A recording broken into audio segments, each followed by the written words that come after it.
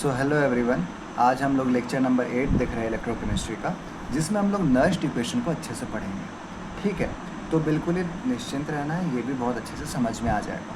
इसके बाद हम लोग इस पर क्वेश्चन सेशन भी लाएंगे, ठीक है ना, इस पे और गिब्स फ्री एनर्जी पे, एंड उसको हम लोग कवर अप करेंगे। तो सबसे पहले नर्स्ट इक्वेशन क्या है?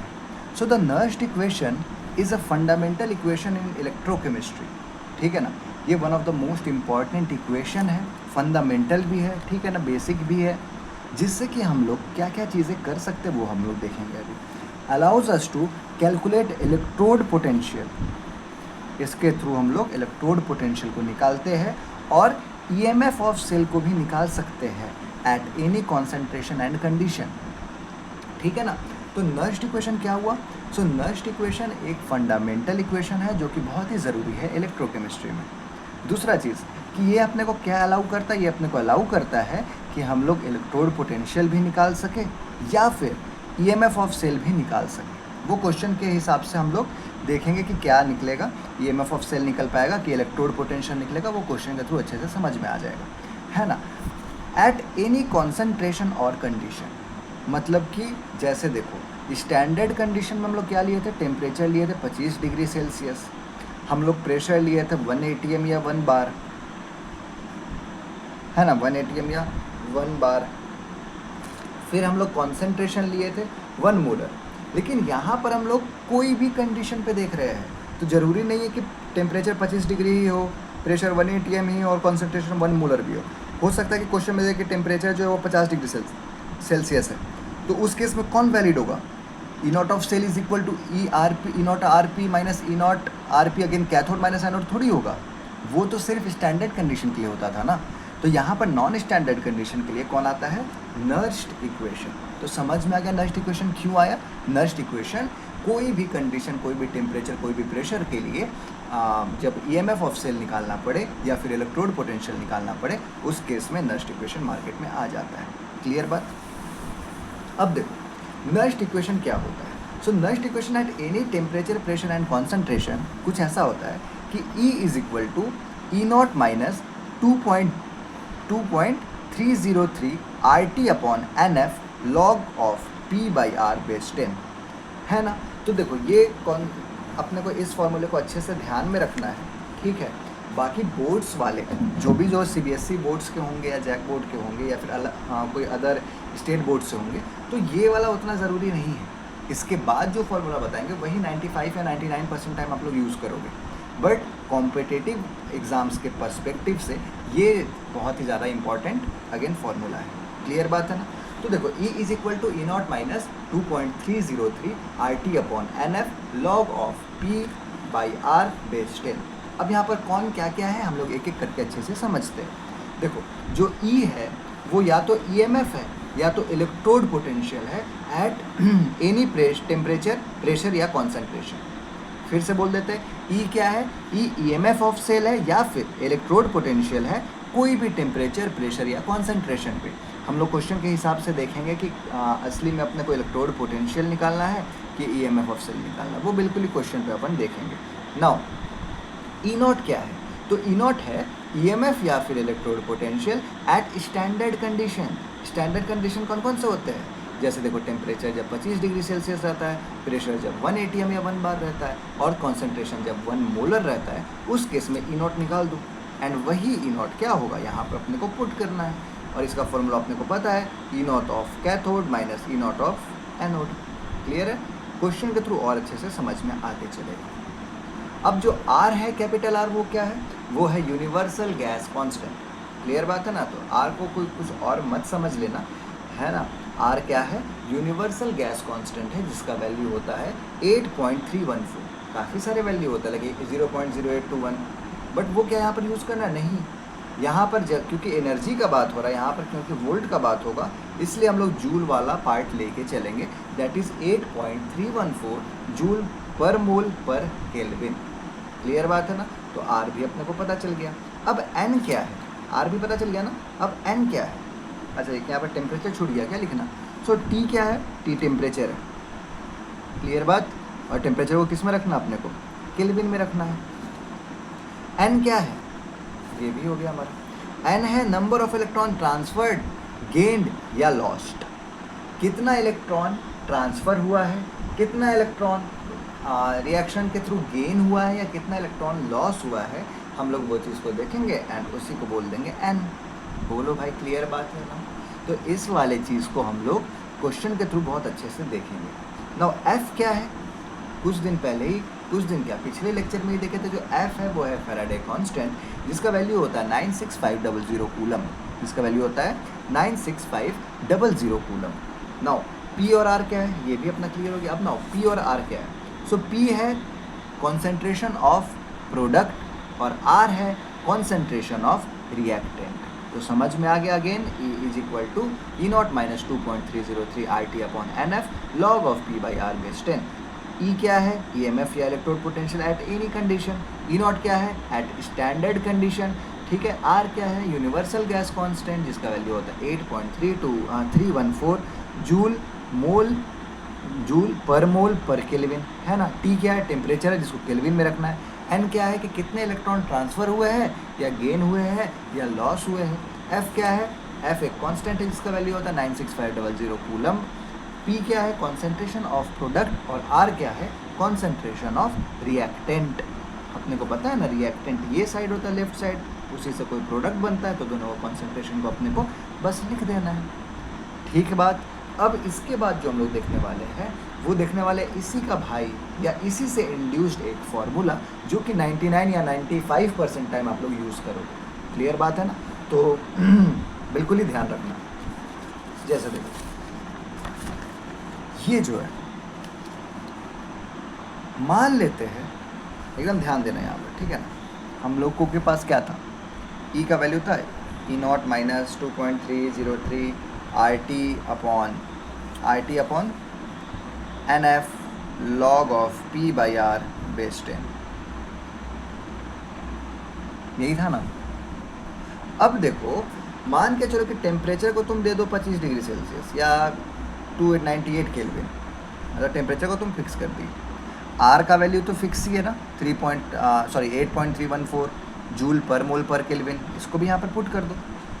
और F भी तो फैराडे कांस्टेंट है ना, 96500, इसको भी यहाँ पर पुट कर दो।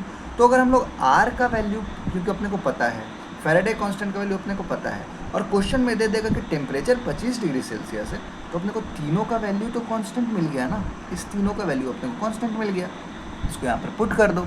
एंड जैसे ही पुट करोगे, क्योंकि ये देखो कांस्टेंट है, R भी कांस्टेंट, T भी कांस्टेंट, F भी कांस्टेंट, सबका वैल्यू पुट करोगे तो एक वैल्यू आएगा, एंड उसको फिर 2.303 से इंटू कर दो, एंड यू विल गेट, करके देख लेना, you will get E is equal to E naught minus 0.059, क्या आ जाएगा, माइनस 0.059 बटा में N log of P by R base 10। समझ में आ गया? तो देखो यहाँ से RT अपॉन F गया हुआ है ना, यहाँ पर क्या होता था पहले, RT अपॉन F भी तो नीचे रहता था, देख लो RT अपॉन F, तो उसी का वैल्यू रख दिया, इसलिए RT अपॉन F गायब हो गया।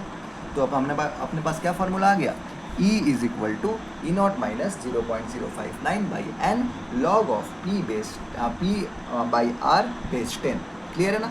अगेन N ही सिर्फ बचा, मतलब कि कितना गेन हुआ या लॉस हुआ इलेक्ट्रॉन, वो हम लोग देख लेंगे। P कॉन्सेंट्रेशन रख देंगे प्रोडक्ट का, R कॉन्सेंट्रेशन रख देंगे रिएक्टेंट का, और ये बस E नॉट ऑफ सेल तो अपने को निकालने आता ही है, ठीक है ना। बस इसको वैल्यू को पुट करेंगे, अपने को E एट एनी कंडीशन मिल जाएगा when temperature is 25 degree Celsius. बोलो भाई, समझ में आया कि नहीं? इसी को अपने को यूज़ करना है to be used 95% time. Clear बात है ना? तो 95% टाइम, और जैक और CBSE या फिर कोई भी स्टेट एग्जाम्स के लिए तो है 99% टाइम या 100% टाइम भी बोल सकते हो, यही वाला फार्मूला यूज़ करना होगा। किस्मत ख़राब रहा तो वो यूज़ करना पड़ेगा, बट अपने को नोन तो है ना वो फार्मूला। क्लियर बात है ना? अब देखो note point, so number 1 note point है कि Q जो है ना उसको रिएक्शन कोएफिशिएंट बोलते हैं।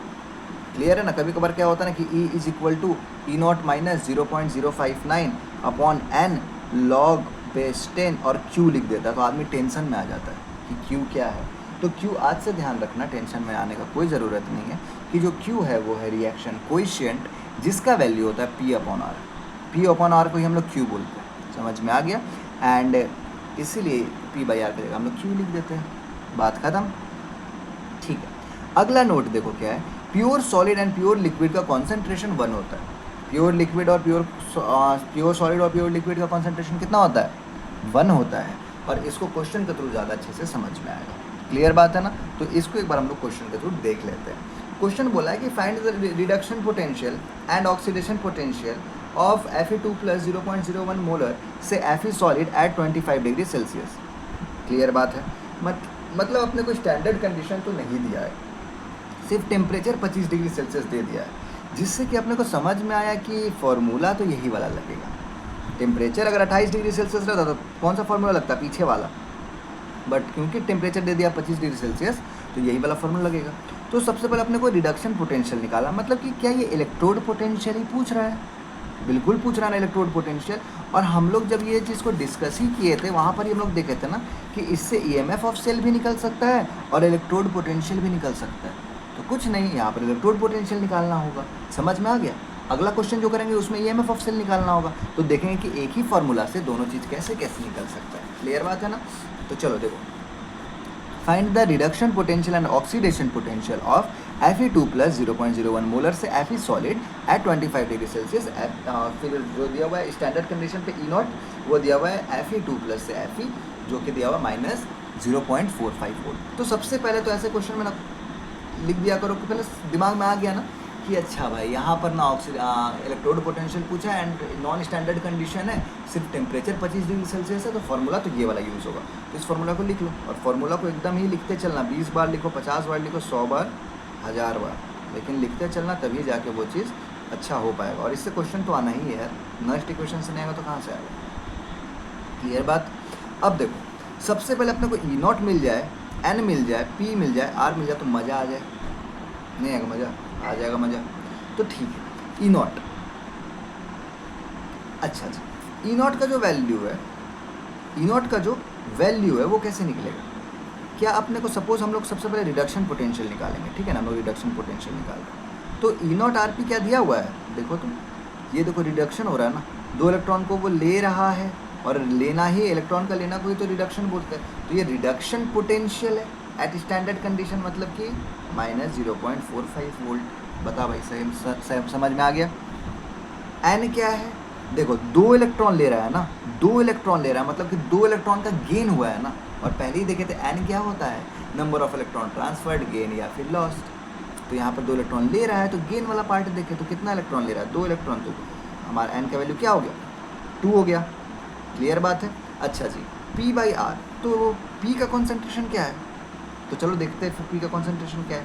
देखो यहाँ पर हो क्या रहा है, Fe2 प्लस, इस रिएक्शन को हम लिख लेते हैं, Fe2 प्लस 2 इलेक्ट्रॉन को लेकर Fe में कन्वर्ट हो जा रहा है, मतलब कि अपना प्रोडक्ट साइड हो गया Fe, जो कि है सॉलिड, और कॉन्सेंट्रेशन साइड हो गया 0.01 मोलर, है ना? रिएक्टेंट साइड कौन हो गया? 0.01 मोलर, और प्रोडक्ट साइड कौन हो गया? Solid, Fe solid. एक बार सबको पुट करते हैं ना, समझते हैं चीज़ों को कि क्या हो रहा है। तो ERP is equal to E0 RP, E0 RP का वैल्यू कितना है? Minus 0.45 volt, minus 0.059 divided by N का वैल्यू 2 आया था, 2 लिख दो, log बेस 10। अच्छा, P/R क्या है? तो प्रोडक्ट क्या था हमारे पास? सॉलिड था ना, तो प्रोडक्ट का जो सॉलिड का जो कॉन्सेंट्रेशन होता है वो कितना होता है? कितना होता है जी बताना? 1 होता है। प्योर सॉलिड का कितना होता है कॉन्सेंट्रेशन? 1 होता है, तो 1 लिख दी। इसीलिए देखो उसका कॉन्सेंट्रेशन भी नहीं दिया हुआ था, बाकी एक्वस के फॉर्म में जब था तब उसका कॉन्सेंट्रेशन दिया हुआ था। अच्छा, अब इसको क्या 10⁻⁻2 लिख सकते हैं? जितना जीरो के बाद जितना नंबर रहता है उसके बाद उसको क्या पावर में लिख सकते हैं माइनस के साथ। ये तो एक्सपोनेंट, सर्ट्स और इंडाइसेस पढ़े होगे ना, तो उसका बात है। क्लियर बात? तो इसको यहाँ पे लिख दो 10⁻²। क्लियर बात? बस इसको सॉल्व करो, you will get the answer 0.45 volt. अच्छा, इसको बहुत बार क्या करेंगे 0.060 मान लेंगे, जिससे अपना कैलकुलेशन ईजी हो जाएगा। हो गया ना ईजी? 60 था तो 2 से काट दिए, 30 हो गया। log बेस 10, 10 का स्क्वायर, ये ऊपर गया क्या हो जाएगा? 10 का स्क्वायर। क्लियर बात? Minus 0.45 volt minus 0.030। अच्छा, ये 2 आगे आ जाएगा, आ जाएगा 2 आगे अच्छा, जो पावर में रहता है वो आगे आ जाता है ना, इनटू में आ जाता है ना, ये तो लॉग का प्रॉपर्टी है। Into log of 10 base 10, into log of 10 base 10। अच्छा, log of something base something का वैल्यू क्या होगा? 1 होगा ना, चाहे वो 10 रहे, चाहे 20 रहे, चाहे हाथी रहे, चाहे घोड़ा रहे, चाहे तुम रहो, कोई भी रहे, कोई भी, तो वैल्यू क्या हो जाएगा? 1। समझ में आ गया? अच्छा इसको वैल्यू अब इसको लिखो 0.45 volt minus 0.060 which comes out to be, इसको कर लेना, you will get some answer, minus के साथ you will get some answer. तो ये हम लोग रिडक्शन पोटेंशियल निकाले ना, जो भी वैल्यू आएगा बस उसके साथ प्लस लगा देना, you will gate oxidation potential. तो इसका वैल्यू कमेंट बॉक्स में अपने को चाहिए मतलब चाहिए, क्लियर बात है ना। तो इस वाले क्वेश्चन को समझ में आ गया आप लोगों को। तो यहाँ से हम लोग निकाल दिए इलेक्ट्रोड पोटेंशियल। तो अब हम लोग देखने वाले हैं ईएमएफ ऑफ सेल, कि सेम फार्मूला से ईएमएफ ऑफ सेल कैसे निकल जाएगा। ठीक है, तो देखो ये क्वेश्चन थोड़ा सा अच्छा है, इस क्वेश्चन पे थोड़ा सा ध्यान देते हैं। तो सबसे पहले क्या बोला है कि कुछ दे रखा है 25 डिग्री सेल्सियस पे अपने को क्या ईएमएफ ऑफ सेल पूछा है, नॉन स्टैंडर्ड कंडीशन है, और यहाँ पर E0 V0 दे रखा है। मतलब दिमाग में तुरंत क्लिक करना चाहिए कि यहाँ पर फॉर्मूला कौन सा लगेगा। यहाँ पर फॉर्मूला लगेगा E is equal to E0 minus 0.059 N log of P by R base 10। अगर अपने को E0 का वैल्यू मिल जाए, N का वैल्यू मिल जाए, P का वैल्यू मिल जाए, R का वैल्यू मिल जाए तो काम बन जाए। तो सबसे पहले अब हम लोग चीज़ों को देखते हैं। तो क्योंकि ईएमएफ ऑफ सेल पूछा तो ईएमएफ ऑफ सेल निकलेगा, समझ में आया ना। वही बोले थे ना कि इलेक्ट्रोड पोटेंशियल पूछा है तो इलेक्ट्रोड पोटेंशियल निकल जाएगा, ईएमएफ ऑफ सेल पूछा तो ईएमएफ ऑफ सेल निकल जाएगा। तो अब यहाँ पर ईएमएफ ऑफ सेल पूछा है तो ईएमएफ ऑफ सेल निकल जाएगा। तो सबसे पहले E0 ऑफ सेल के लिए क्या किया जाए, क्लियर है ना। देखो बिल्कुल ध्यान से, ये क्या होता था E0 of cathode minus E0 of anode. बिल्कुल ही 2-3 लेक्चर से पहले ही अपने को इस पर बात हुआ था इस पर, तो बिल्कुल ही ध्यान रखना। ये वाला पार्ट लेफ्ट पार्ट होता है ना तो इसको एनोड बोलते थे, ये वाला पार्ट राइट पार्ट होता है तो इसको क्या बोलते थे, कैथोड बोलते थे। कैथोड का रिडक्शन पोटेंशियल लिखना है, कैथोड का रिडक्शन पोटेंशियल लिखना है। तो देखो तो क्या ये रिडक्शन पोटेंशियल दिया हुआ है, हाँ 3 इलेक्ट्रॉन ले रहा होगा तो ये Cr में कन्वर्ट हो रहा है, 2 इलेक्ट्रॉन ले रहा होगा तो ये Fe में कन्वर्ट हो रहा है, मतलब दोनों का रिडक्शन पोटेंशियल दिया हुआ है, तो कोई ज़्यादा लोड नहीं है। ठीक है, तो ये अपना कैथोड था, ये अपना एनोड था, तो वैल्यू को बस पुट करो 0.75 वोल्ट। अच्छा किसी को अगर समझ में नहीं आ रहा है ये वाला पार्ट कि E0 ऑफ सेल ऐसे कैसे निकलता है, तो भाई इससे पहले हम वीडियो बना रखे, उसको जाके एक बार विजिट करो, नहीं तो फिर चल जाएगा सब भीतरे, क्लियर बात है ना। तो एक बार उसको देख के सीरियल वाइज ही चलो तो अच्छा रहेगा। ये कितना हो गया माइनस 0.30 वोल्ट, तो E0 ऑफ सेल निकल गया माइनस 0.30 वोल्ट। अब हमको बताओ N का वैल्यू कैसे निकलेगा। तो N के वैल्यू निकालने के लिए सबसे पहले हमको रिएक्शन लिखना होगा प्रॉपरली, ये थोड़ा सा अच्छा पार्ट है तो ध्यान देना। Cr जो होगा वो 3 इलेक्ट्रॉन को क्या कर रहा होगा, ले रहा होगा, सॉरी वो तो छोड़ रहा है ना, Cr जो है वो इलेक्ट्रॉन्स को तो छोड़ रहा है, तो Cr जो है वो क्या किया कि 3 इलेक्ट्रॉन को छोड़ा और Cr3+ में कन्वर्ट हो गया। Fe2+ जो था वो 2 इलेक्ट्रॉन को लिया और Fe में कन्वर्ट हो गया। याद करो सेल रिप्रेजेंटेशन से सेल रिएक्शन लिखने भी बात किए थे लेक्चर नंबर 3 में, देख लियो। अच्छा इसको जब हम लोग ऐड करेंगे क्या इलेक्ट्रॉन कट रहा है, नहीं कट रहा है, तो याद करो इलेक्ट्रॉन कटना चाहिए। तो इस साइड अगर 2 से इंटू कर दे, इस साइड 3 से इंटू कर दे तो मज़ा नहीं आ जाएगा, बिल्कुल मज़ा आ जाएगा। तो इसको लिख दो फिर 2Cr, अगेन ये तो 6 इलेक्ट्रॉन हो जाएगा, ये भी 6 इलेक्ट्रॉन हो जाएगा, तो कट जाएगा ना, ठीक है जी, plus 3 Fe2+ plus 2 Cr3+ plus 3 Fe, कोई दिक्कत नहीं, बिल्कुल ही अभी तक हम लोग रिएक्शन लिख लिए, पूरा मज़ा आ रहा है, माहौल है ना। चलो ठीक है, Fe2+ का कॉन्सेंट्रेशन क्या है 10⁻⁻2 मोलर। अब तुम बोलोगे कहाँ है ऐसा, झूठ बोल दिया, देखना भाई 0.01 मोलर को क्या 10⁻⁻2 मोलर लिख सकते हैं, बिल्कुल लिख सकते हैं। Cr3+ का कॉन्सेंट्रेशन क्या है 10⁻⁻2 मोलर, इसको भी लिख दो, हो गया ना। अब देखो N का वैल्यू क्या समझ में आ गया, N का वैल्यू समझ में आ जाना चाहिए, नहीं आया तो कि N का जो वैल्यू है देखो 6 हो गया था ना, तो N का वैल्यू हमारा हो गया 6, क्लियर बात है, N का वैल्यू क्या हो गया हमारा 6। ओके जी, अब हम लोग को अगर वैल्यू को पुट करें तो चलो वैल्यू को पुट करते हैं, देखते हैं चीज़ों को।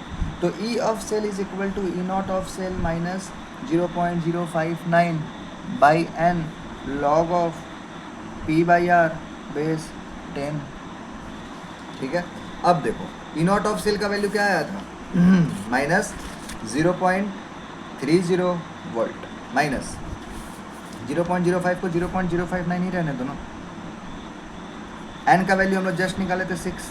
लॉग बेस्ड है ना, प्रोडक्ट और रिएक्टेंट में क्या रखे, तो प्रोडक्ट अपना 10⁻⁻² है, ठीक बात। और यहाँ भी अपने पास जो रिएक्टेंट है, ये प्रोडक्ट साइड होता है ना, ये रिएक्टेंट साइड होता है, तो प्रोडक्ट को ऊपर रखेंगे, रिएक्टेंट को, प्रोडक्ट को ऊपर रखेंगे, रिएक्टेंट को नीचे रखेंगे, तो प्रोडक्ट को ऊपर रखे, रिएक्टेंट को नीचे रखेंगे। अब यहाँ पर कोई कोई होशियार क्या करेगा, ठीक है ना, आप लोग में भी वो कोई हो सकते हैं, मस्त इसको काटेगा, 1 लिख देगा, log ऑफ 1/10 को 0 बोल देगा, तो ये पार्ट पूरा चल जाएगा, आंसर बोल देगा E of cell is equal to -0.30 volt, है ना। तो हंसी खुशी आपका पूरा आंसर गलत हो जाएगा, ठीक है। तो थोड़ा सा इसके लिए 11th का नॉलेज होना ज़रूरी था, जिसमें कि अब यहाँ पर आएगा क्लाइमैक्स, क्लियर है ना। तो बिल्कुल ध्यान रखना, जैसे जवान मूवी में आया था ना, कौन, संजय दत्त, तो वैसे ही जवान मूवी चल रहा है। देखो यहाँ पर क्लाइमैक्स क्या था, कोएफिशिएंट दिख रहा है, यहाँ पर 3 है, यहाँ पर 2 है, और बाकी इक्विलिब्रियम में पढ़ रखे हो, जो कोएफिशिएंट होता है वो पावर में चल जाता है। अगर नहीं पढ़े हो तो अभी जान लो, कोएफिशिएंट पावर में चल जाता है।